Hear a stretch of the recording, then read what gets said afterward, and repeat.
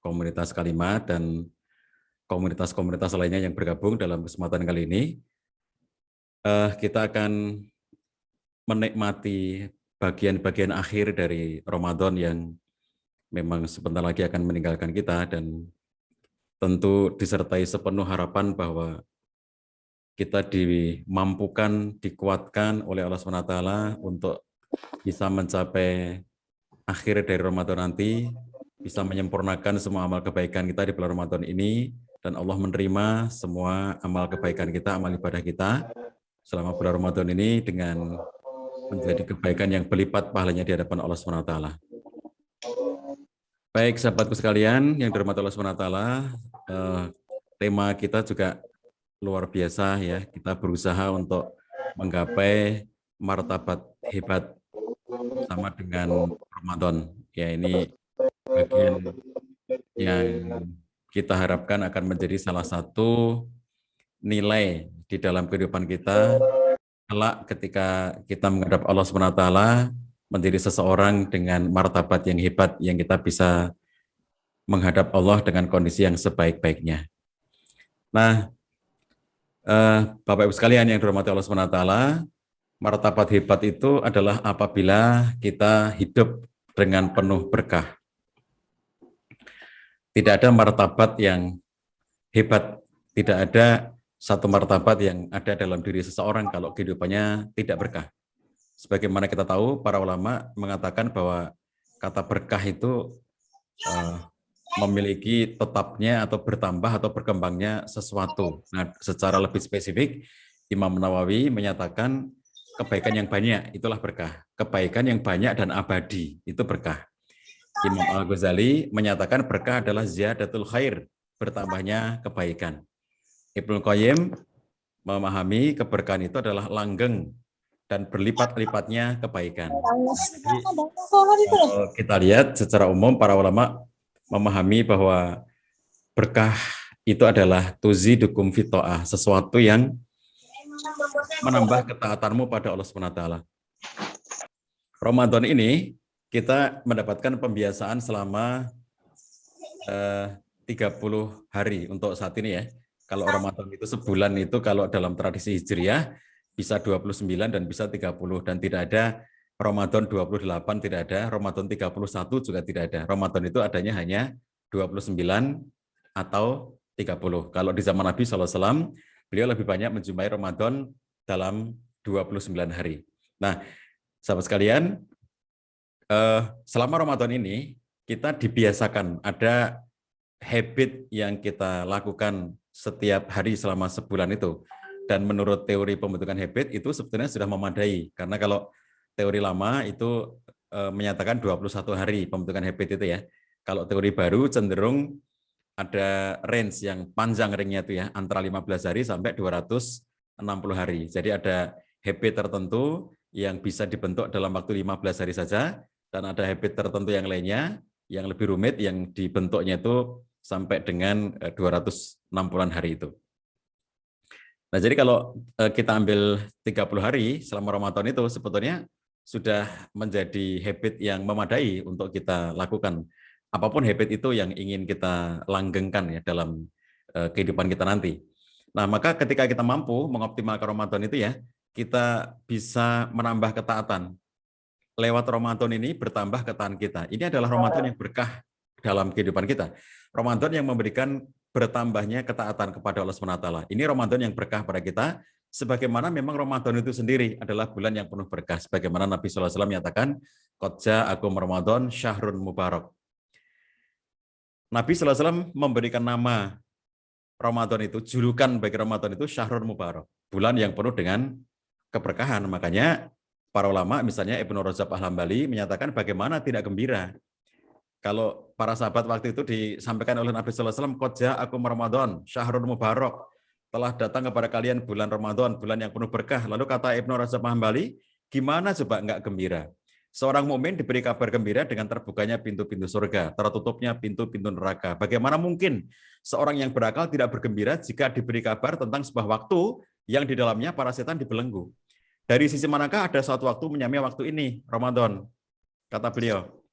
Jadi sahabat sekalian, seandainya dengan rahmatnya, dengan kemurahannya, Allah SWT itu memberikan kesempatan pada kita, atau ada 1 menit waktu, misalnya ya, ada 1 menit waktu, di mana 1 menit waktu itu, surga dibuka, neraka ditutup, setan dibelenggu. Andai Allah kasih semenit saja, maka semua dari kita, orang-orang beriman itu, akan mengejar 1 menit itu. Andai ada 1 hari dalam kehidupan kita ini, di mana Allah menyatakan bahwa hari itu adalah hari di mana pintu surga dibuka, pintu neraka ditutup, dan setan dibelenggu, maka kita semuanya akan menunggu-nunggu hari itu. Kita semuanya akan berharap bertemu dengan hari itu. Nah, ternyata yang Allah berikan kepada kita itu bukan semenit, bukan 1 jam, bukan 1 hari, tapi 1 bulan. Jadi kalau kemudian kita itu sekarang berada di akhir-akhir, di penghujungnya, andai Ramadan nanti tinggal semenit sebelum maghrib, maka itu waktu yang sangat bermanfaat untuk kita semuanya. Waktu yang luar biasa nilainya bagi kita semuanya.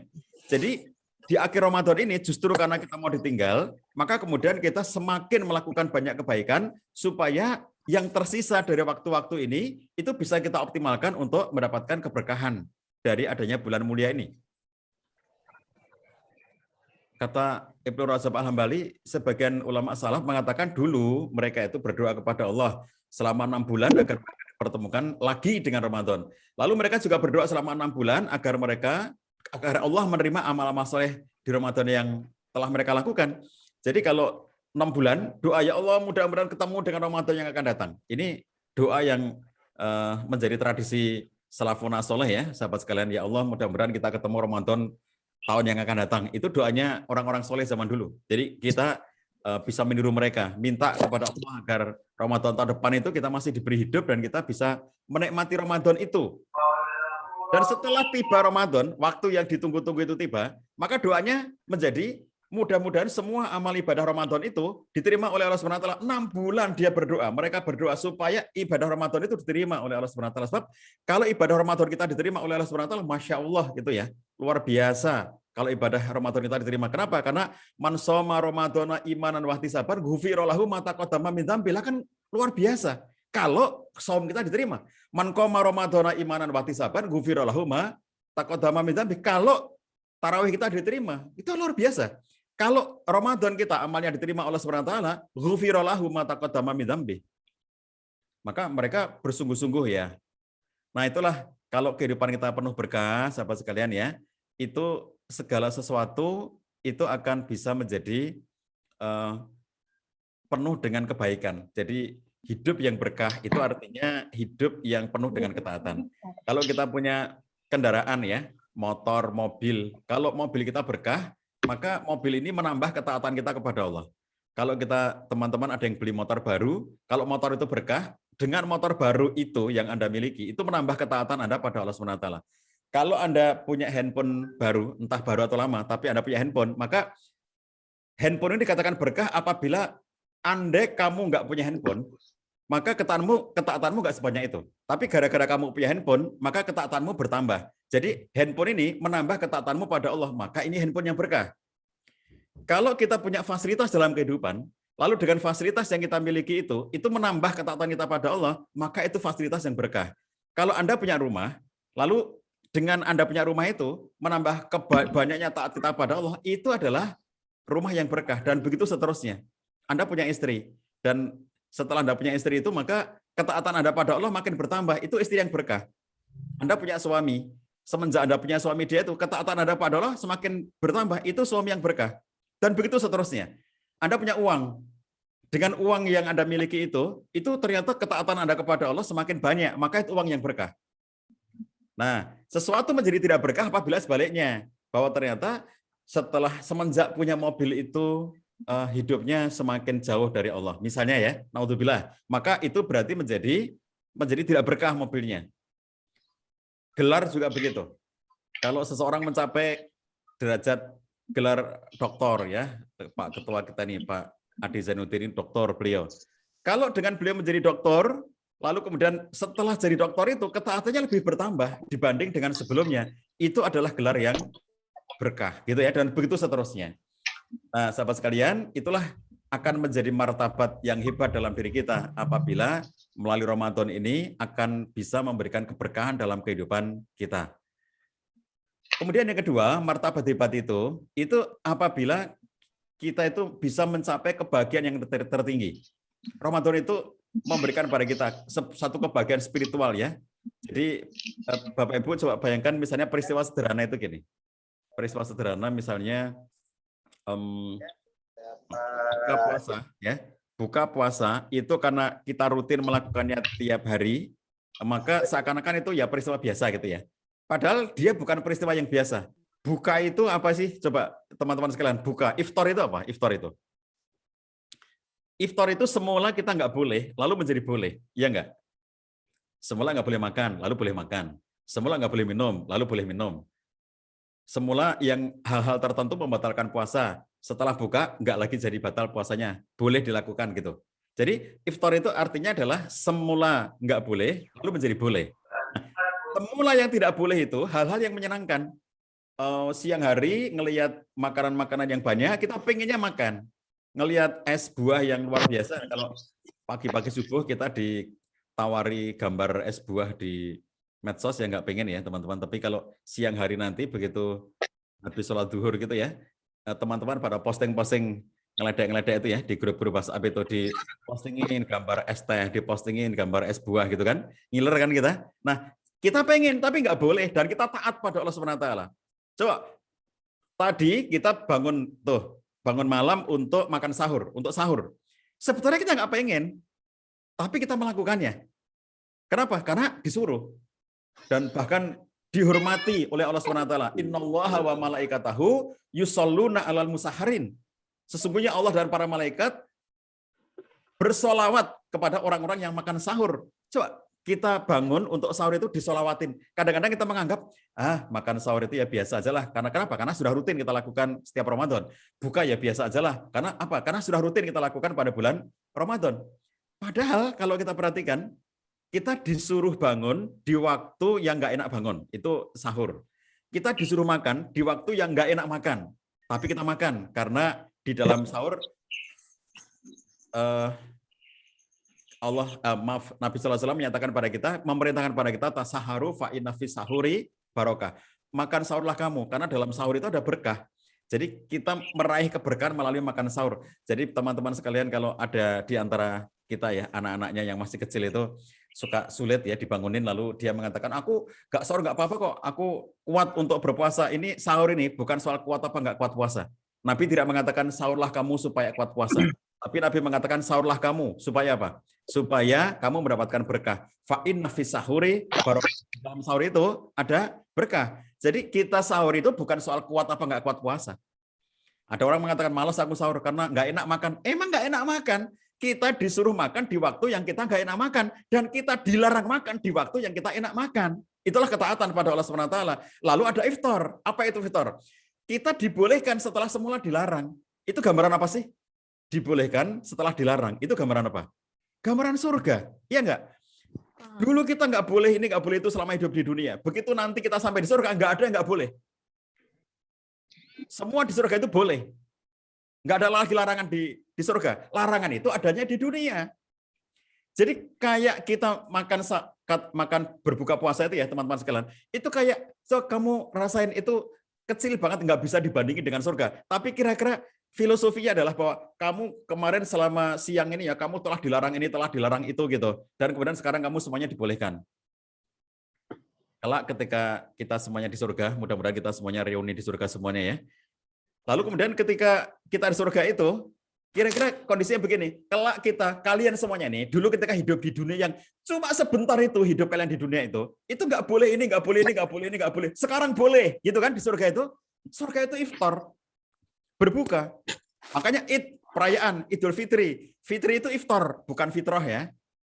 Jadi Idul Fitri itu bukan fitrah yang kita sering menyatakan kembali kepada fitrah seperti zakat fitrah, bukan. Iftar. Idul Fitri itu kembali boleh berbuka, iftar gitu. Jadi Fitri itu, Idul Fitri itu ya, itu hari di mana kemudian kita berbuka, yang semula nggak boleh lalu boleh, gitu. Nah, kalau di surga juga demikian, semuanya boleh. Jadi itu kebahagiaan yang luar biasa.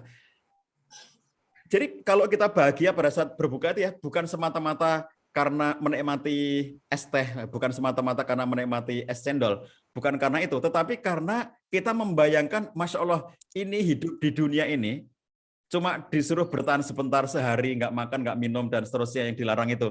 Dan ternyata sekarang dibolehkan, itu aja nikmatnya bukan main. Bagaimana kelak kita di surganya Allah SWT, membayangkan cuplikan-cuplikan bagian dari keindahan surga yang tentu nggak bisa dibandingkan antara dunia dengan surganya nanti.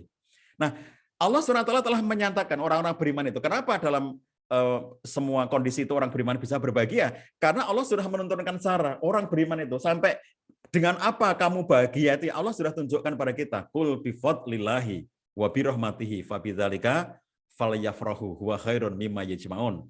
Katakanlah dengan fadlullah, karunia dari Allah, wa bi rahmatihi, dan dengan rahmatnya Allah Subhanahu wa taala, wa bidzalika, dengan keduanya itu falyafrahu, hendaknya orang-orang beriman itu berbahagia. Bahagia karena apa? Bahagia karena mendapatkan karunia Allah. Bahagia karena mendapatkan rahmat Allah. Apa karunia Allah? Para ulama mengatakan karunia Allah, rahmat Allah yang paling agung bagi umat manusia adalah Quranul Karim. Jadi kita mendapatkan banyak karunia, ya. Sekarang ini udara pagi yang cerah, ya. Kita masih bisa bangun, masih sehat, masih bisa bertemu, masih bisa silaturahim, masih bisa majelis ilmu. Itu semuanya luar biasa dari Allah SWT. Karunia Allah luar biasa. Tetapi ada karunia yang paling besar bagi umat manusia, yaitu Al-Quran. Al-Quran, kata para ulama, adalah karunia Allah paling agung dalam kehidupan manusia. Hendaknya kita berbahagia dengan Al-Quran. Dan itu kebahagiaan yang tertinggi. Lalu Ramadan, itu adalah pemberian Allah dan rahmatnya Allah. Di dalam bulan Ramadan itu diturunkannya Al-Quran. Maka hendaknya kita berbahagia dengan kebahagiaan yang sesungguhnya, kebahagiaan yang hakiki. Nah, kalau nuruti kebahagiaan manusia itu ya, ada yang cuma kebahagiaan sesaat ya, momentary feeling, ada yang bahagia itu sementara. Kalau sesaat itu hanya hitungan menit gitu. Kayak misalnya orang suka kopi, lalu dikasih kopi, seneng, alhamdulillah aku minum kopi gitu ya, itu namanya momentary feeling, beberapa menit seneng gitu. Orang haus dikasih minum, seneng gitu. Itu namanya momentary feeling. Bahagianya itu cuma hitungannya menit gitu ya, atau jam. Kalau bahagia sementara itu, misalnya saya mencapai posisi tertentu, misalnya seseorang bekerja naik pangkat, setelah naik pangkat ini hidupku bahagia. Bukan berarti dia bahagia selamanya, tapi bahagianya cuma sementara. Orang kalau bapak ibu guru ya, semula dia guru biasa, lalu diangkat menjadi pegawai negeri, misalnya gitu ya. Alhamdulillah aku sekarang semenjak aku jadi pegawai negeri ini hidupku bahagia. Itu bukan berarti bahwa dia bahagia selamanya. Bahagia gara-gara menjadi pegawai negeri itu ya, bukan berarti selamanya akan bahagia begitu. Yaitu akan bertahan selama beberapa bulan sampai dengan beberapa tahun. Nanti begitu jadi pegawai negeri kok gitu-gitu aja gitu ya. Kok aku nggak naik-naik pangkat, mulai gelisah lagi. Begitu naik pangkat, alhamdulillah naik pangkat. Semenjak aku naik pangkat ini, hidupku bahagia. Bukan berarti dia akan selamanya bahagia, enggak. Yaitu cuma beberapa bulan sampai beberapa tahun. Nah, kita orang beriman itu hendaknya kebahagiaan kita itu adalah kebahagiaan yang semestinya, yang sejatinya, yaitu quality of life. Ketika bahagia tidak lagi tergantung kepada apa-apa yang sesuai dengan keinginan kita. Kalau kita happy karena sesuai dengan apa yang kita mau, itu namanya bahagianya anak kecil. Bapak-bapak, ibu-ibu yang masih punya anak kecil di rumah, anak kecilnya minta es krim. Lalu dikasih, seneng mereka. Kenapa seneng? Karena dikasih es krim sesuai dengan keinginannya. Begitu nggak dikasih, ngamuk dia. Begitu nggak dikasih itu bahkan ada yang tantrum ya, guling-guling gitu, yang nangis-nangis keras gitu. Jadi kalau bahagianya kita itu hanya aku bahagia banget semenjak aku mendapatkan ini dan itu yang sesuai harapan kita. Itu bahagianya anak kecil. Orang beriman itu bahagianya nggak kayak begitu. Orang yang memiliki keberkahan dalam hidupnya, orang yang memiliki martabat yang hebat dalam hidupnya, apabila bisa mencapai kebahagiaan yang sudah menjelma menjadi kualitas kehidupan itu sendiri. Sebagaimana Allah nyatakan, man amila sholihan min dzakarin aw unsa wa huwa mu'min falanuhyiyannahu hayatan thayyibah. Barang siapa yang beramal soleh, baik laki-laki maupun perempuan, Allah menjanjikan falanuhyiyannahu hayatan thayyibah. Kami akan berikan pada mereka kehidupan yang baik, hayatan thayyibah, hidup yang baik, kehidupan yang baik. Itulah yang Allah berikan pada orang-orang yang beriman, ya, orang-orang yang beramal soleh, sementara mereka beriman pada Allah SWT. Luar biasa yang Allah berikan pada kita itu ya. Nah, jadi bahagianya enggak lagi apakah ini sesuai dengan mauku atau tidak mauku gitu ya. Ini sesuatu yang sudah melampaui itu semuanya gitu. Maka martabat yang hebat itu, Bapak Ibu sekalian, didapatkan apabila kita selalu bersikap positif di dalam kehidupan sehari-hari yang dinyatakan oleh Nabi sallallahu alaihi wasallam, ajaban li amril mukmin inna amrahu kullahu khair wa laysa dzalika li ahadin illa lil mukmin. Sungguh mengherankan, sungguh menakjubkan, sungguh ajaib urusan orang yang beriman karena semua urusannya itu baik. Wa laysa dzalika li ahadin illa lil mukmin. Yang gitu itu enggak ada tuh kecuali pada orang mukmin saja. In asabathu sarra syakara fakana khairan lahu. Kalau dia mendapatkan sesuatu yang menyenangkan, syakara, dia bersyukur, fakana khairan lahu, dan syukur itu baik baginya. Wa in asabathu darra sabara fakana khairan lahu, dan kalau dia mendapatkan sesuatu yang tidak baik, maka dia bersabar. Dan sabar itu baik baginya. Coba selalu positif ya. Dapat sesuatu yang menyenangkan, Masya Allah, terima kasih ya Allah, sesuai harapanku, aku bersyukur kepada Allah SWT, dan syukur itu baik baginya. Aku berharap sesuatu ternyata nggak dapat, maka aku bersabar, dan oleh karena itu kemudian aku itu pun baik bagi kita ketika kita bisa bersabar. Jadi isinya baik dan baik ya orang-orang beriman itu. Syekhul Islam Ibnu Taimiyah mengatakan datangnya musibah pada dasarnya adalah nikmat. Coba bayangkan, musibah dikatakan sebagai nikmat. Kenapa? Karena dengan diberi musibah itu artinya Allah akan menghapuskan dosa-dosa kita. Musibah itu sendiri dijadikan oleh Allah sebagai sebab penghapus dosa dan kesalahan. Bahkan ini termasuk nikmat yang paling agung, kata Syekhul Islam Ibnu Taimiyah. Nikmat yang paling agung. Maka seluruh musibah pada hakikatnya merupakan rahmat dan nikmat bagi keseluruhan makhluk, terutama bagi orang-orang yang beriman. Jadi sahabat sekalian, ini cara pandang positif ya. Coba ngelihat musibah. Ada orang itu ngeluh saja gitu ya dengan musibah. Ya Allah, pandemi, ya Allah, kenapa kayak begini? Kenapa harus diberikan dalam hidup kami? Ya Allah, kenapa ini enggak rampung-rampung? Ya Allah, kenapa malah terjadi wabah di India? Ya Allah, kenapa ini enggak boleh mudik? Ya Allah, kenapa ini? Ya Allah, itu semuanya.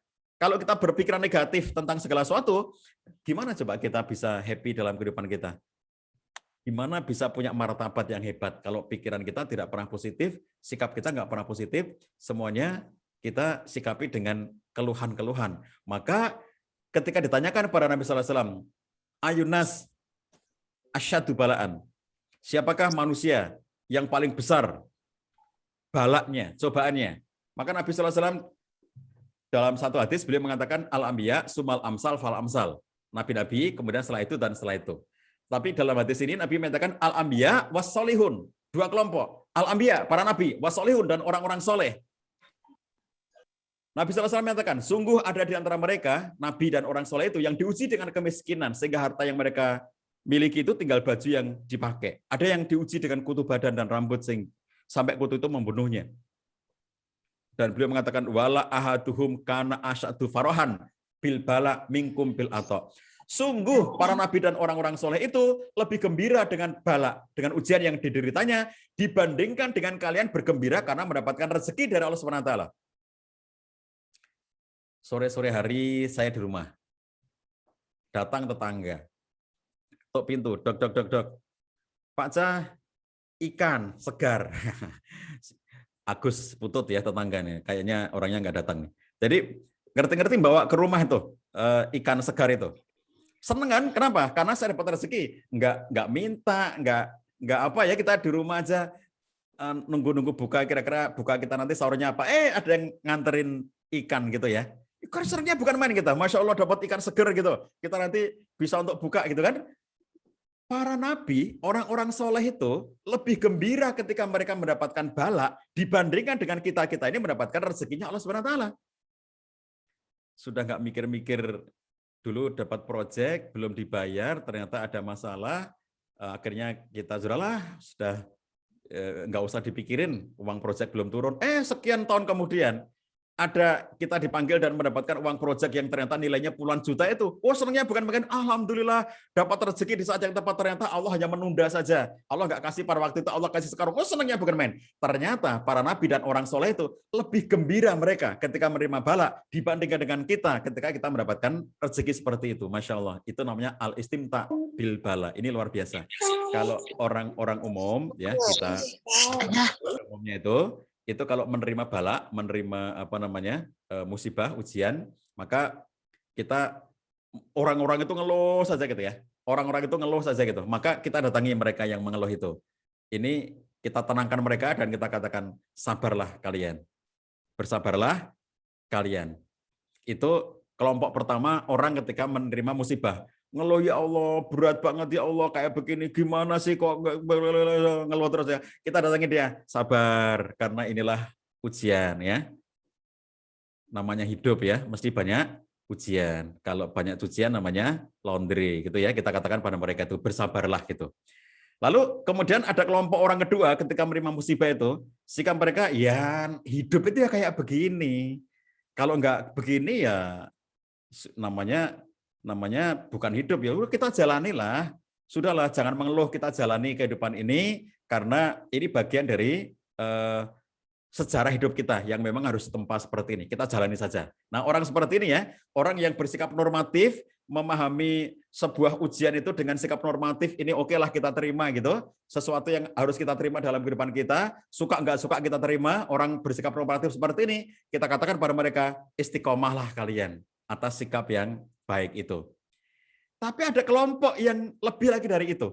Kalau dinyatakan di sini, Al-Anbiya was-solihun, orang-orang soleh itu. Kalau Nabi sudah tidak ada sekarang. Tapi orang-orang soleh itu masih ada di antara kita ya. Di antara kita orang-orang soleh yang disebutkan dalam hadis ini. Ketika mereka ditimpa bala, maka mereka justru kayak hidup itu lebih hidup gitu. Bahwa mereka lebih bergairah menjalani hidup itu ketika menghadapkan musibah. Mereka itu orang-orang yang bisa alistinta bil bala. Bahkan mendapatkan bala itu Masya Allah mereka itu ya. Itu seperti ungkapan muridnya Ibnu Taimiyah. Namanya Ibnu Qayyim Al-Jauzi. Ibnu Qayyim itu muridnya Ibnu Taimiyah. Ibnu Qayyim mengatakan tentang gurunya. Guruku itu, kata dia, seseorang yang paling besar ujiannya. Maksudnya dibanding dengan orang-orang sezamannya.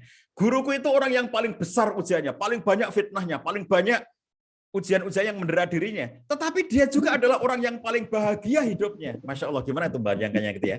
Orang itu paling berat hidupnya, tapi juga paling bahagia hidupnya. Paling berat cobaannya, tapi dia paling bahagia hidupnya.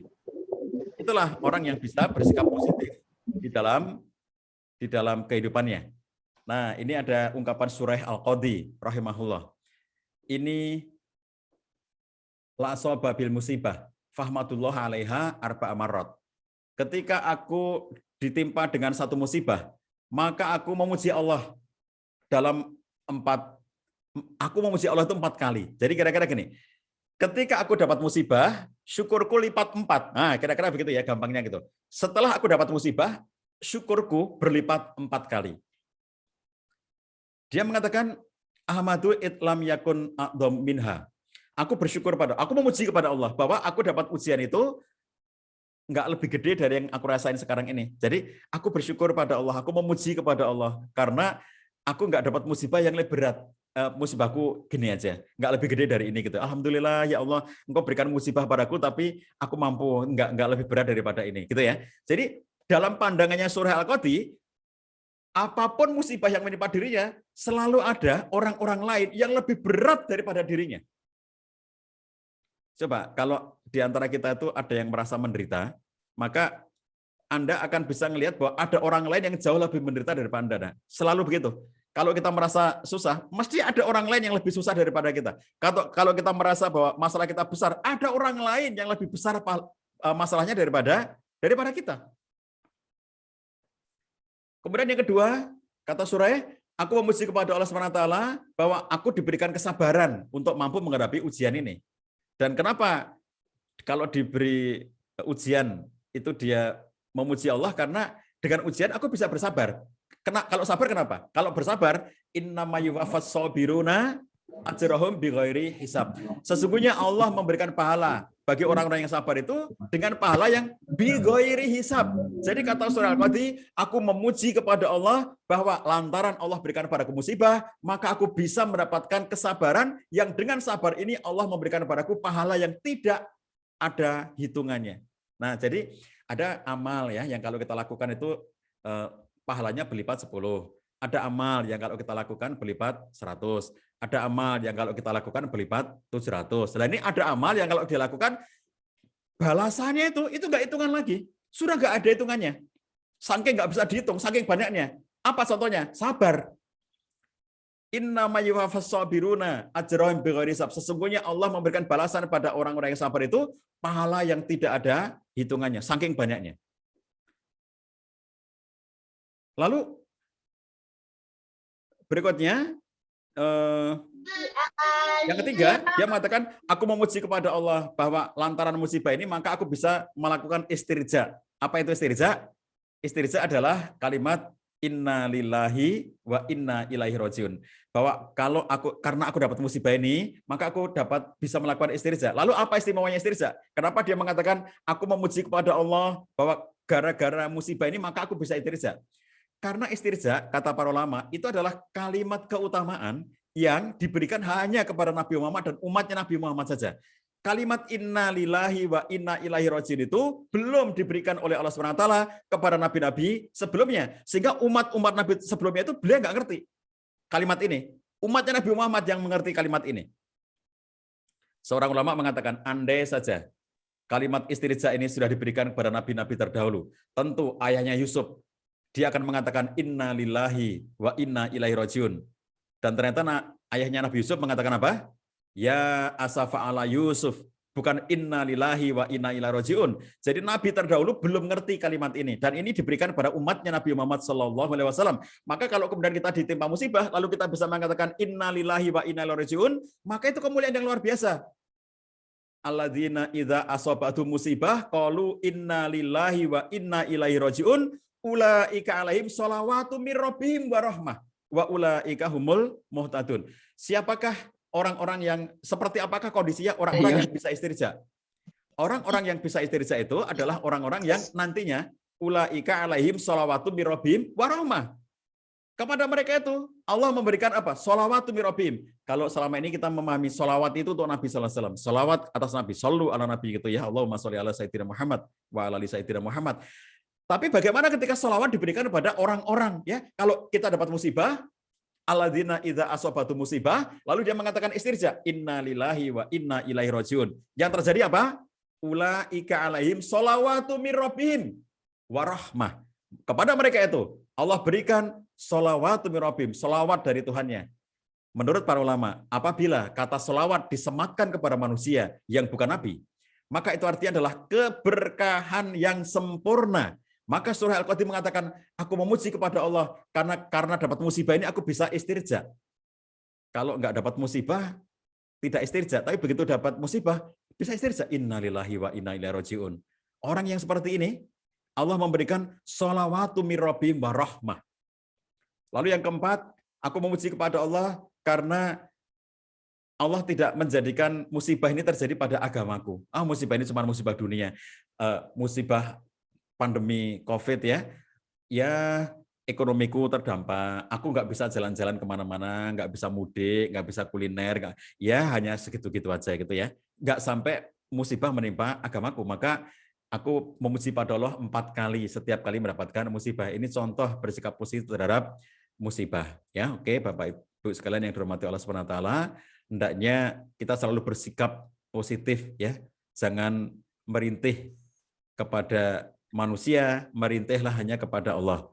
Hadis dari Abu Umamah, ia berkata Nabi SAW mengatakan, sungguh Allah Azza wa Jalla berfirman kepada para malaikat, pergilah kalian kepada hambaku, lalu timpakanlah cobaan padanya. Lalu hamba itu,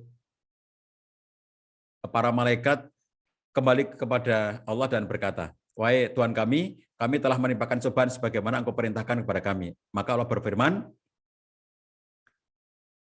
kepada para malaikat itu ya, kembali kamu kepada mereka. Irji'u. Kembali kepada mereka. Kenapa? Karena aku senang mendengarkan suara rintihan hambaku itu. Jadi merintih itu kepada Allah ya. Ketika hamba ini ditimpakan musibah, Allah perintahkan malaikat, kasih itu musibah kepada kaum itu. Lalu ditimpakan. Terus setelah lapor, ya Allah, sudah saya kerjakan. Sudah kami kerjakan. Kembali, coba dengerin apa yang terjadi pada hambaku itu. Nah, aku suka mendengar suara rintihannya. Aku suka tuh, dengerin rintihan hambaku itu. Jadi Allah ngasih ujian pada kita agar kita merintih pada Allah SWT. Allah suka dengan itu. Jangan ngeluh pada manusia, ya. Jangan ngeluh kepada manusia, ngeluh kepada Allah SWT. Maka kata Imam Ibnu Qayyim al-Jauzi dalam Madarijus Shalihin, kalau dicermati semua kata Quran yang konteksnya itu sedih, itu mesti hadir dalam konteks larangan atau kalimat negatif. Jadi Quran melarang orang beriman untuk bersedih, seperti misalnya wala tahinu wala tahzanu, ya. Wala tahinu wala tahzanu, jangan bersedih.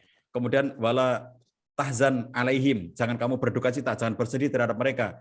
Wala tahzan innallaha ma'ana. Itu semuanya ayat-ayat yang menghilangkan, yang menolak, jangan bersedih.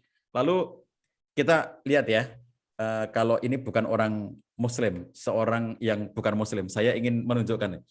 Jadi kalau orang Muslim itu, Nabi SAW mengatakan bahwa inna amrohu kullahu khair, semua urusannya itu baik. Nah kadang-kadang kita belum bisa seperti itu. Bahkan kita diingatkan ya, ada orang yang dia itu bukan Islam, tapi coba sikap yang positif itu ya. Dia petenis dunia, juara Wimbledon. Tahun 79 terkena serangan jantung, 2 kali operasi. Gara-gara operasi itulah kemudian terinfeksi HIV melalui transfusi darah yang kita terima. Dalam situasi dia sudah sakit ya, kemudian tambah lagi menderita dengan terinfeksi HIV, nggak bisa ngapa-ngapain, lemah tubuhnya, nggak bisa ngapa-ngapain. Seorang fans menulis surat, waktu itu belum ada medsos, belum ada internet ya, nulis surat. Lalu salah satu pertanyaan dalam surat itu, mengapa Tuhan memilihmu untuk menderita penyakit ini? Kenapa Tuhan? Kenapa kamu yang dipilih oleh Tuhan untuk mendapatkan penyakit seperti ini?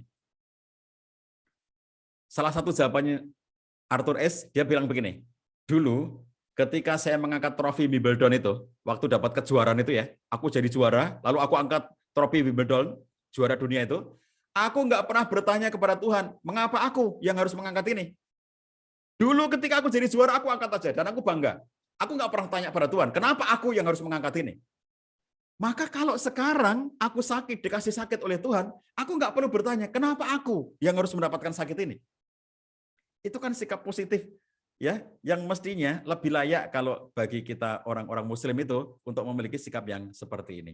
Oke, Bapak Ibu sekalian, martabat yang hebat itu artinya gagah, pantang menyerah. Seperti yang dilakukan oleh Maryam, fahmalathu fantabadat bihi makanan qosiyya. Maka Maryam mengandung, lalu ia menyisihkan diri dengan kandungannya itu ke tempat yang jauh, makanan qosiyya, tempat yang jauh, jalan jauh. Capek, mau melahirkan, nggak punya makanan, nggak ada apapun, nggak punya bekal ya, nggak ada makan, nggak ada minum, nggak ada air, nggak ada apapun, nggak ada ATM, nggak ada temannya, nggak ada rumah sakit, nggak ada bidan, udah nggak ada apapun, nggak ada medsos, sendirian di bawah pohon kurma. Apa yang bisa dilakukan dalam situasi yang lemah seperti itu? Nggak boleh menyerah. Allah perintahkan, wahuzi ilaiki bizit in nakhlah, tusakit alaiki rutoban zaniyah. Kita akan memiliki martabat yang hebat kalau dalam hidup ini kita bersikap gagah, pantang menyerah. Apapun kesulitan yang menimpa diri kita, sulit ekonominya, sulit kondisinya, sulit apapun yang sedang menimpa kita, berbagai kesulitan itu hadapi dengan gagah, pantang menyerah. Selemah apapun usaha kita, tetap harus melakukan sesuatu. Kalau dipikir apa yang terjadi pada Maryam, nggak bisa dia. Coba, gimana caranya? Wahuzi ilaiki bisiti inahlah. Kamu lihat pokok pangkal pohon kurma itu, coba kamu goyangin. Dia lemah, habis bepergian jauh, capek, nggak punya apa-apa. Lalu kemudian disuruh menggoyangkan. Ketika dia goyangkan itu, maka tusakit alaiki rutoban zaniyah. Maka akan menggugurkan buah kurma yang masak pada pohon itu nanti akan menjatuhkan pohon kurma yang masak kepada kamu. Inilah yang disebut dengan al-akhdhu bil asbab. Kita sebagai orang beriman itu ya harus berusaha mencari-cari sebab supaya apa? Supaya Allah punya alasan untuk menolong kita. Nah, jadi dalam situasi sesulit apapun gitu ya tetaplah bersikap gagah. Martabat yang hebat itu apabila kita memiliki kehidupan yang penuh dengan kemanfaatan. Man nafasaan barang siapa yang man nafasaan mukmin kurbatan min kurbi dunia, nafasallahu anhu kurbatan min kurabi yaumil qiyamah. Barang siapa yang melapangkan satu kesusahan dunia dari orang mukmin, maka Allah melapangkan darinya satu kesusahan di hari kiamat.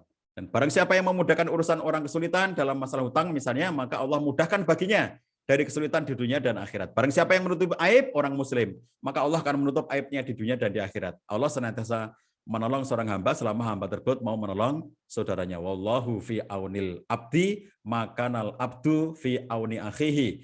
Allah akan selalu menolong seorang hamba apabila hamba mau menolong saudaranya. Coba saling tolong-menolong di antara kita ya, supaya kemudian Allah punya alasan untuk menolong kita. Hidup yang bermanfaat, meaningful life, hidup yang penuh makna. Kata penulis tafsir fi dalil Quran, kalau hidupmu hanya mikirin dirimu sendiri, betapa pendek umurmu. Kalau hidupmu mikirin dirimu sendiri, betapa sederhana hidupmu. Tapi kalau hidup mikirin orang lain ya, selalu bermanfaat bagi orang lain. Wa man kana fi hajati akhihi kana Allah fi hajatihi. Barang siapa yang membantu kebutuhan saudaranya, Allah akan menolongnya. Barang siapa yang menolong melapangkan kesulitan orang muslim, maka Allah melapangkan baginya dari salah satu kesempitan di hari kiamat. Barang siapa yang menutupi aib orang muslim, maka Allah menutupi aibnya pada hari kiamat. Masya Allah ya. Selalulah menjadi orang yang bermanfaat. Dan ahabunas ilallahi ta'ala, siapa mereka? Anfa'um linnas, manusia yang paling dicintai oleh Allah adalah yang paling memberikan manfaat bagi manusia yang lainnya. Meaningful life, selalu bermanfaat dimanapun kita berada. Wa abula amal ilallahi ta'ala, sururun tudkhiluhu ala muslim, wa takshifu anu kurbatan, au takdi anu dainan. Amal yang paling dicintai Allah adalah ketika kita memasukkan kebahagiaan pada hatinya orang muslim. Sururun tudkhiluhu ala muslim. Satu kebahagiaan tertentu, tidak mesti satu, sururun itu dalam bentuk yang tidak terbatas ya. Jadi bentuknya itu bentuk nakiroh, bukan bentuk makrifah. Jadi sururun tudkhiluhu ala muslim. Kebahagiaan mungkin satu, mungkin banyak gitu ya. Kebahagiaan yang diberikan kepada orang mukmin itu adalah suatu hal yang sangat dicintai oleh Allah Subhanahu wa taala. Atau Anda membuat mengangkat kesusahan dari orang lain itu, atau membayarkan hutangnya, atau menghilangkan rasa laparnya. Wali an amsya mahi fi hazatin habu ilayya min an a'takafa fi hadal masjid, yakni Masjidil Madinah syahron. Bahwa aku berjalan bersama saudaraku untuk sebuah keperluan, membantu keperluannya, lebih aku cintai daripada etikaf di masjid ini, yaitu Masjid Nabawi selama sebulan penuh. Masya Allah, begitu tinggi nilai yang Allah berikan kepada orang-orang yang mau bermanfaat hidupnya bagi orang lain. Inilah martabat yang hebat. Kalau hidup kita selalu bermakna, ya, dimanapun kita memberikan makna, sekecil apapun kita berusaha memberikan makna, begitu ya, sahabat sekalian. Demikian yang bisa saya sampaikan dalam kesempatan kali ini. Mudah-mudahan ada manfaatnya. Saya kembalikan pada Pak Ade Zainuddin. Bila taufik wal hidayah. Assalamualaikum warahmatullahi wabarakatuh. Waalaikumsalam warahmatullahi wabarakatuh. Alhamdulillah sahabat sekalian, materinya sangat luar biasa. Kita bisa menyimak ya, martabat hebat itu seperti apa. Ada 5 hal yang tadi disampaikan oleh Ustadz. Pertama, martabat hebat ini merupakan bagi yang baru hadir di tengah-tengah ya tadi. Yang pertama itu bagaimana hidup itu menjadi berkah, ada keberkahan hidup ya, keberkahan hidup. Tadi ada beberapa definisi yang dikutip dari beberapa ahli ya, bagaimana itu yang konsep dari berkah itu. Kemudian ada kebahagiaan tertinggi ya, kebahagiaan tertinggi. Lagi-lagi Ustadz tadi ya selain juga memberikan sudut pandang yang tentu mencerahkan terkait dengan iftar tadi ya, gitu, luar biasa. Kemudian juga selalu berpikir positif tuh yang ketiga. Yang ketiga ya, jadi martabat hebat itu adalah kita harus selalu berpikir positif. Lalu yang keempat, gagah tanpa atau pantang menyerah apapun musibahnya. Lagi-lagi ya ada sudut pandang yang coba disampaikan oleh Ustadz dan mencerahkan kepada kita itu bagaimana musibah itu gitu ya, justru adalah sebuah kenikmatan. Dan yang terakhir adalah penuh kemanfaatan. Kita harus penuh bermanfaat. Jadi ada setidaknya Ustadz kali ini sudah selain memberikan sudut pandang yang baru dan mencerahkan, juga membangun optimisme buat kita semua. Alhamdulillah di kolom chat ada beberapa pertanyaan. Mohon maaf mungkin tidak semuanya karena ini pertanyaannya banyak. Izinkan saya menyampaikan pertanyaan Ustadz dari saya pilih aja ya. Mohon maaf sekali acak dari Padin. Oh ya, Padin di Bima ini. Ya, Assalamualaikum Padin. Alangkah lebih baiknya mungkin saya dengar suara Padin lebih nikmat gitu. Padin silakan menyampaikan pertanyaan Padin. Orang partisipasi tidak 8. Silakan Padin. Assalamualaikum warahmatullahi wabarakatuh. Waalaikumsalam warahmatullahi wabarakatuh. Sehat selalu Gurunda. Alhamdulillah, Pak Din. Sehat selalu. Kita kalimat Kang Alhamdulillah. Adeng. Ya. Alhamdulillah. Alhamdulillah di pagi hari yang berkah ini, hari ke-27 Ramadan, kami bisa kopdar dengan Gurunda dan teman-teman aliniaku. Dan suatu kesyukuran juga kami diberikan kesempatan untuk bertanya langsung. Menarik sekali tadi materi yang disampaikan oleh Gurunda, tapi kami sedikit agak terlambat karena lambat tadi memanfaatkan waktu setelah subuh. Sedikit saya dapatkan materi tadi di tengah berjalannya materi yang disampaikan oleh Gurunda. Tadi kami dapatkan kaitan dengan musibah. Bagaimana kita menyikapi musibah dengan positif. Tetapi kita coba koneksikan dengan beberapa ayat yang kita dengarkan sering disampaikan oleh para penceramah bahwa ma asoba min musibatin fa bima kasabat aydin nas. Pak, di antaranya bunyinya begitu. Jadi apa saja musibah yang menimpamu adalah kebanyakan disebabkan oleh perbuatan tanganmu sendiri.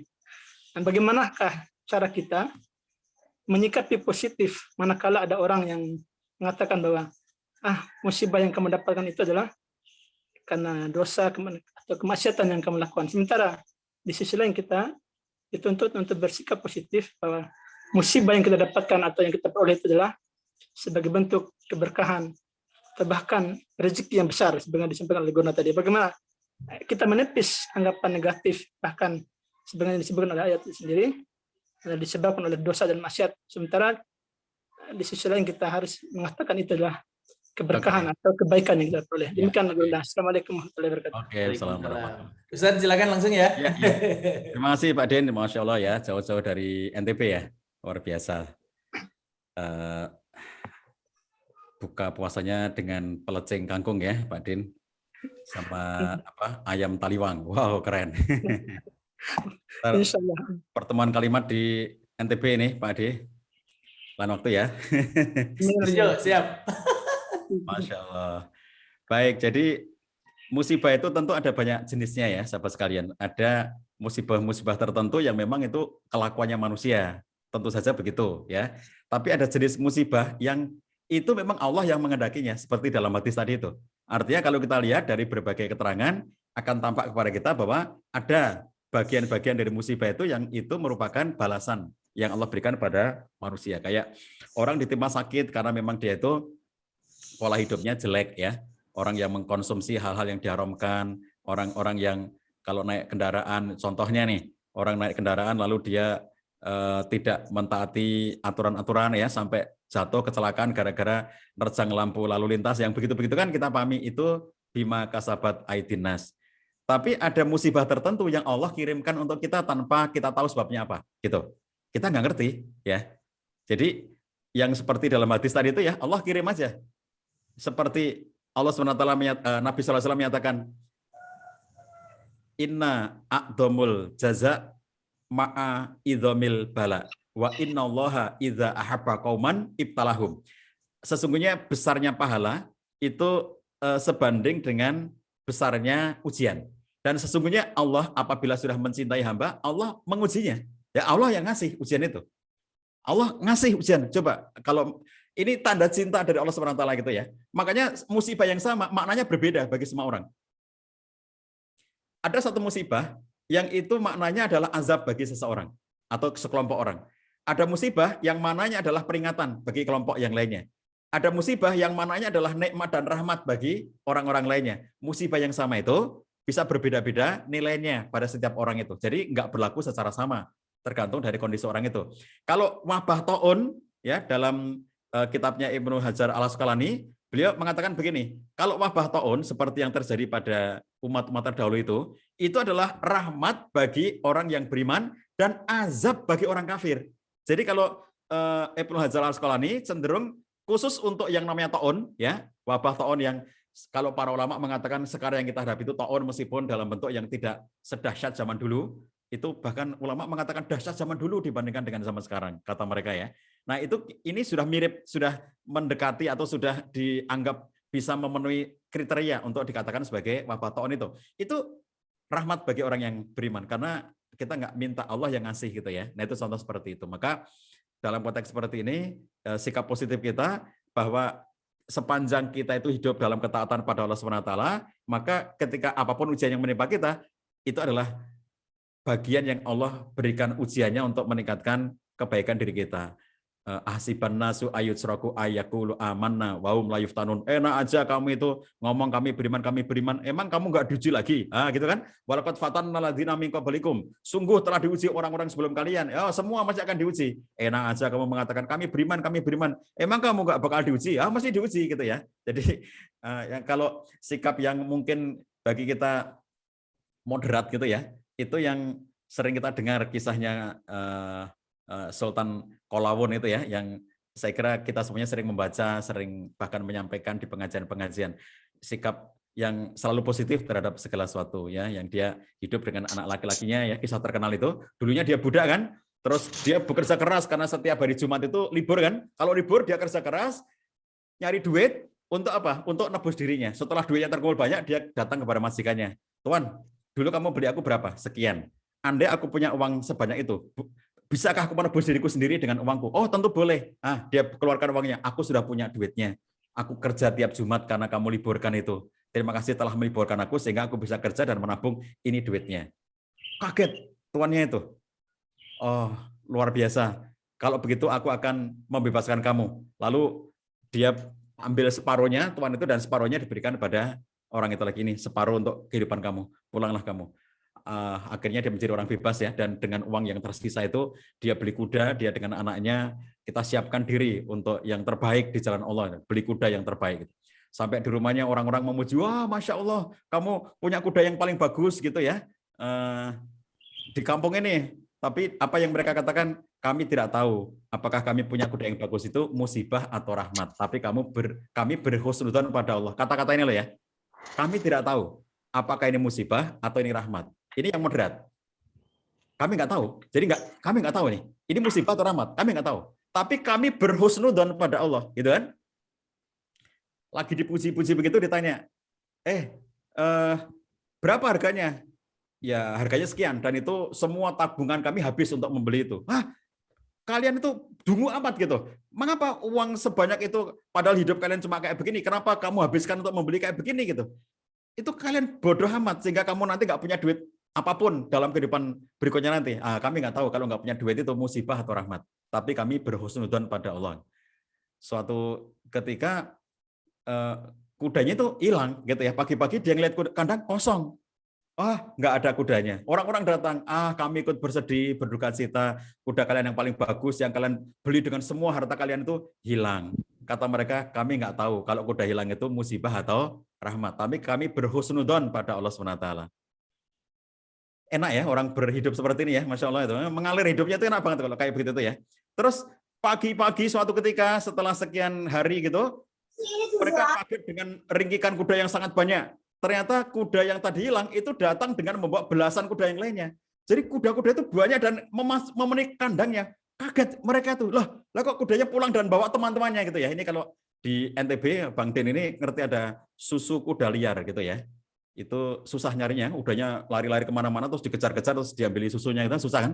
Apalagi kalau susu kuda liar jantan, loh tambah susah lagi gitu nyarinya gitu.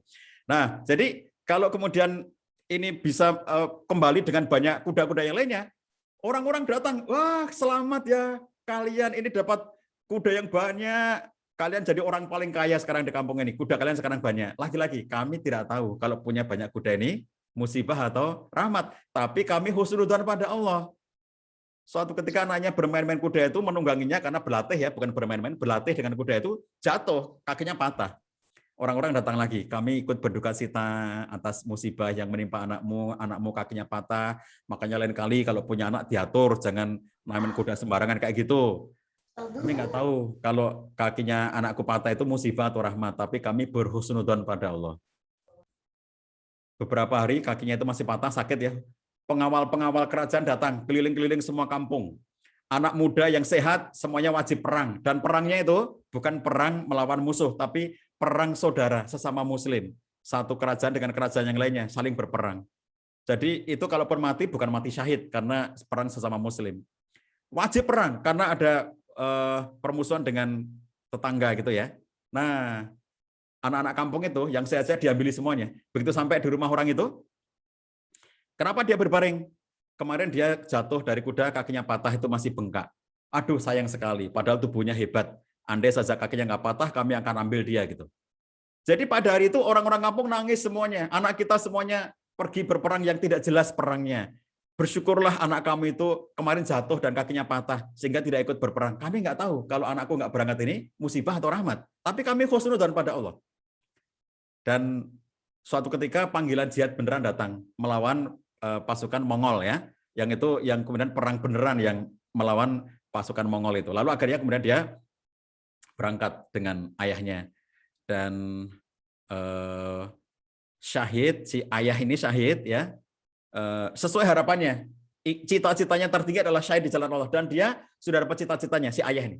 Lalu si anaknya ketangkap jadi tawanan, pindah-pindah sampai akhirnya kemudian dia berada di rumah seorang sultan ya, yang akhirnya kemudian ternyata dia diangkat jadi prajurit naik terus sampai akhirnya dia menjadi sultan berikutnya gitu ya, Sultan Qalawun itu. Nah, ini contoh orang yang positif terus pandangannya terhadap segala sesuatu gitu ya. Kami nggak ngerti, ini yang saya kira moderat. Kami nggak tahu ini musibah atau rahmat, tapi kami husnudzon pada Allah. Jadi kira-kira gini, pesawat Sriwijaya Air jatuh ya, lalu ada sekelompok orang yang maunya ikut karena sudah beli tiket, tapi nggak jadi karena sesuatu hal. Terus kemudian orang ini jadinya selamat kan, yang lainnya meninggal dunia semuanya, lalu sebagian orang ini itu nggak meninggal karena nggak jadi naik pesawat itu. Nah, jadi kalau sikapnya Qalawun, kira-kira dia akan mengatakan seperti ini. Kami nggak tahu kalau nggak jadi naik pesawat itu musibah atau rahmat. Tapi kami husnudzon pada Allah.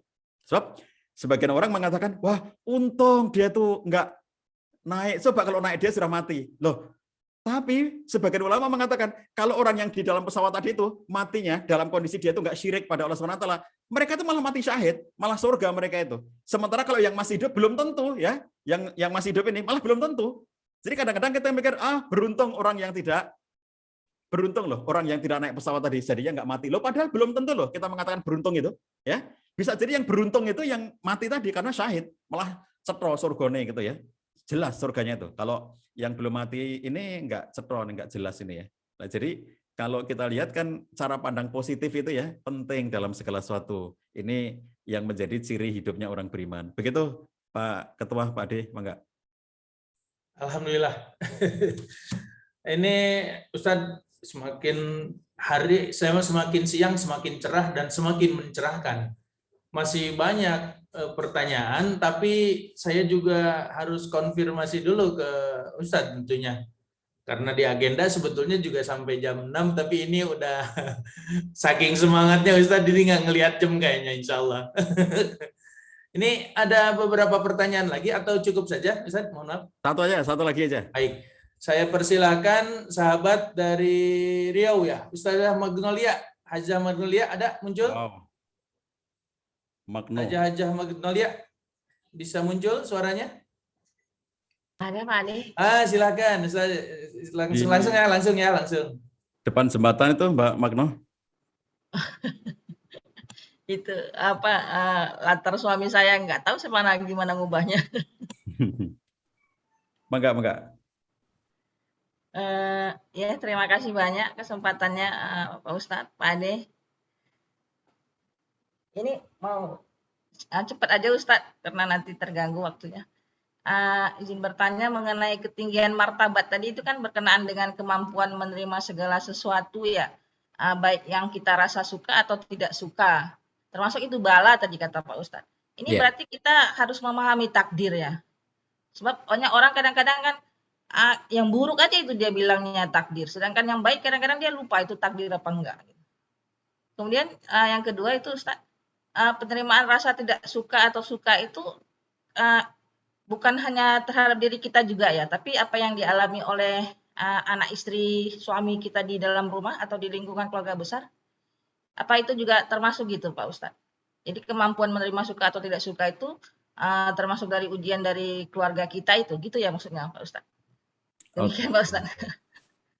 Oke, ya Mbak Magno.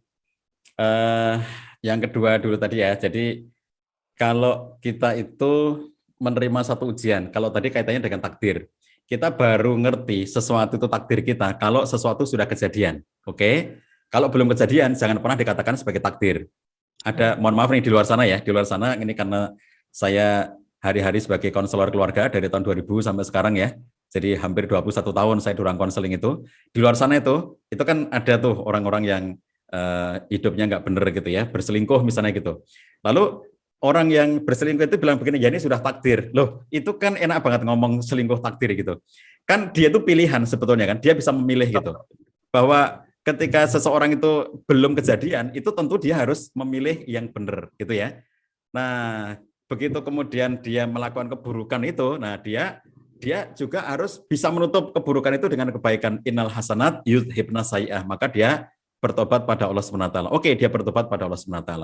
Nah, kalau kemudian orang itu menggampangkan takdirku nanti nyuri, takdirku nanti korupsi, takdirku nanti itu zina. Loh, kalau orang ngomong kayak begitu tuh ya, itu kan dia malah mendoakan dirinya sendiri dengan yang buruk-buruk gitu. Makanya ada yang sesuatu sudah terjadi, ada sesuatu belum terjadi. Kalau belum terjadi itu, maka kemudian kita harus melakukan usaha terbaik untuk selalu menjadi orang baik. Nah, bahwa dalam usaha kita yang terbaik tadi itu ternyata masih menemukan hal yang tidak baik, aku bisnis. Lalu orang mengatakan, takdirku nanti bisnisku gagal. Nah, itu kan orang yang dari awalnya sudah berpikiran negatif tentang dirinya sendiri, tentang Allah SWT gitu ya. Maka orang seperti ini itu sudah kalah sebelum melakukan segala sesuatu karena sudah mikirin yang jelek-jelek gitu. Tapi dia berusaha dulu. Dan kadang-kadang kalau dalam bahasanya Ibrahim bin Adham itu ya, itu kadang orang itu salah ngambil pelajaran dari kondisi yang sama diambil pelajaran yang salah. Syakik al-Balkhi ya, temannya Ibrahim bin Adham, ketika dia dari rumahnya Ibrahim bin Adham pamit mau jualan, doakan aku mau jualan. Memang dia penjualan, orang yang hidup berdagang.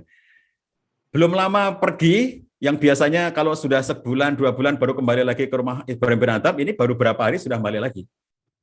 Kenapa kamu sudah balik lagi ke sini? Biasanya kamu lama jualannya, kenapa sudah balik ke sini?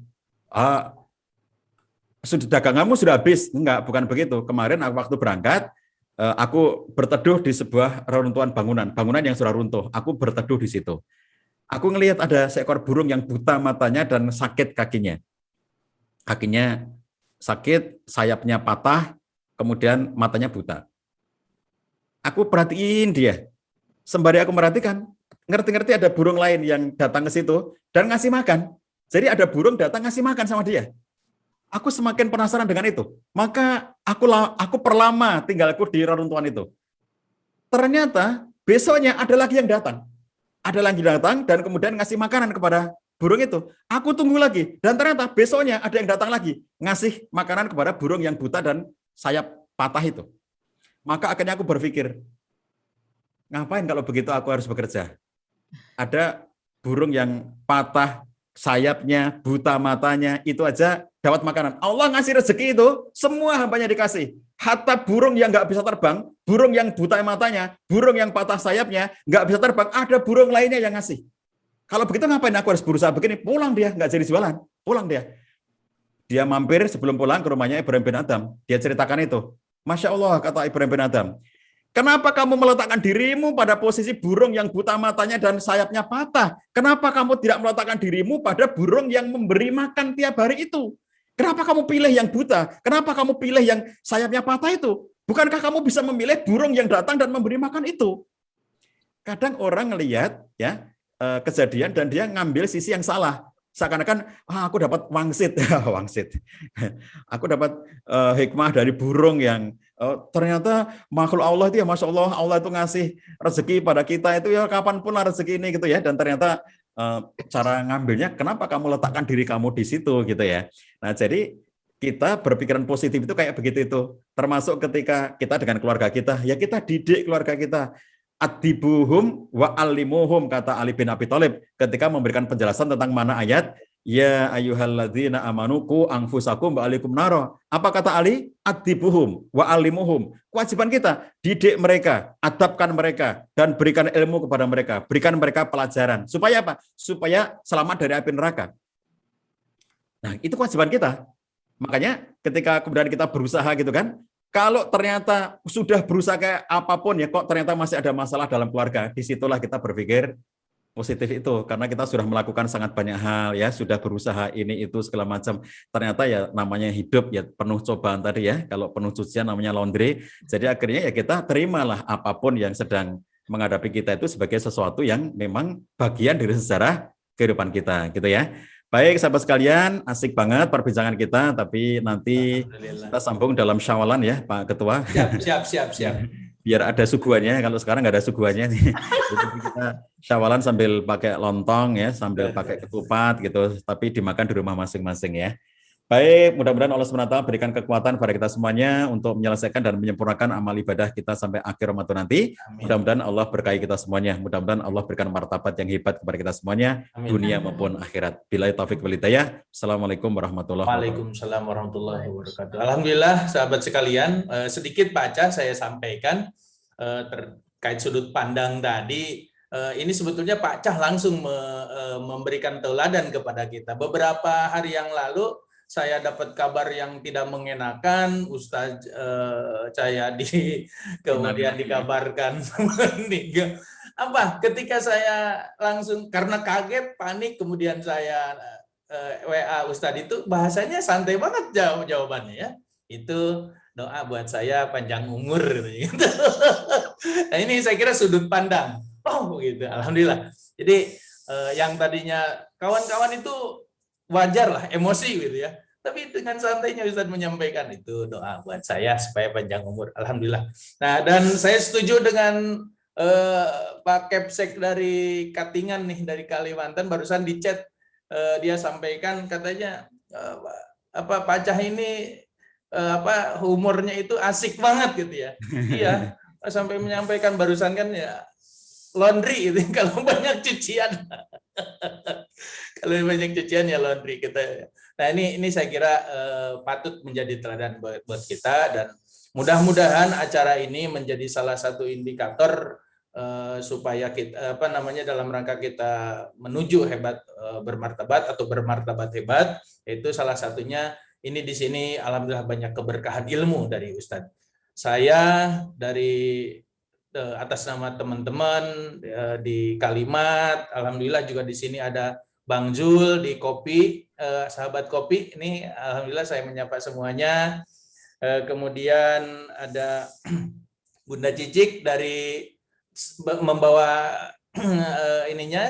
pasukannya dari PD Salimah Cilacap, alhamdulillah saya sapa juga semuanya. Kemudian mohon doanya ini Bunda Suwarni yang mengajak kawan-kawan PD Aisyah di Kupang. Beliau saat ini sedang sakit dirawat, mohon doanya dari sahabat sekalian, dari Ustadz Mang Agus, kawan-kawan RLP, dan kawan-kawan di Sumedang sudah juga berkontribusi di acara ini, terima kasih. Kemudian alhamdulillah juga ya ada teman-teman dari Erlangga, dari ada Pak Taufik, Pak Agung yang juga berkontribusi untuk acara ini, artinya untuk meramaikan acara ini, membawa pasukan-pasukannya. Terima kasih. Alhamdulillah hari ini, pagi ini berkah, dan ini mudah-mudahan ada indikator bermartabat hebat.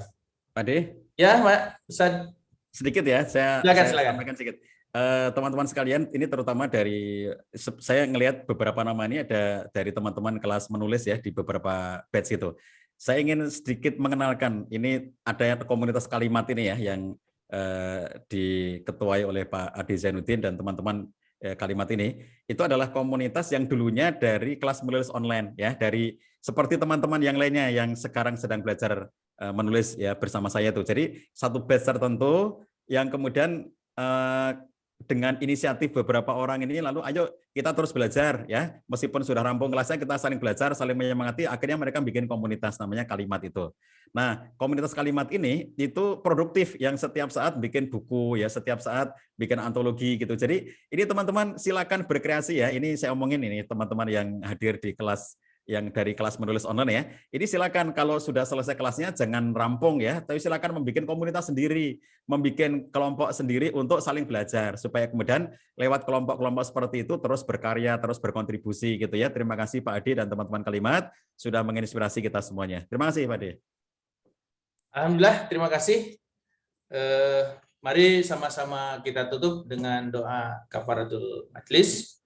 Subhanakallah wa bihamdik asyhadu an la ilaha illa anta astaghfiruka wa atubu ilaik. Billahi taufiq wal hidayah. Wassalamualaikum warahmatullahi wabarakatuh. Waalaikumsalam warahmatullahi wabarakatuh. Oke, sampai ketemu Pak Adi dan teman-teman. Assalamualaikum. Terima kasih Ustaz, terima kasih banyak. Berkah selalu buat semuanya. Insyaallah. Ya. Mohon izin saya share ya ke sahabat semua untuk materinya Ustaz ya. Ya. Nanti saya share lewat grup. Ya Pak Soeharno, terima kasih semuanya. Diana, terima kasih. Oke. Ya, Assalamualaikum. Ya, makasih. Ya. Waalaikumsalam. Pak Soeharno, terima kasih ya. Terima kasih.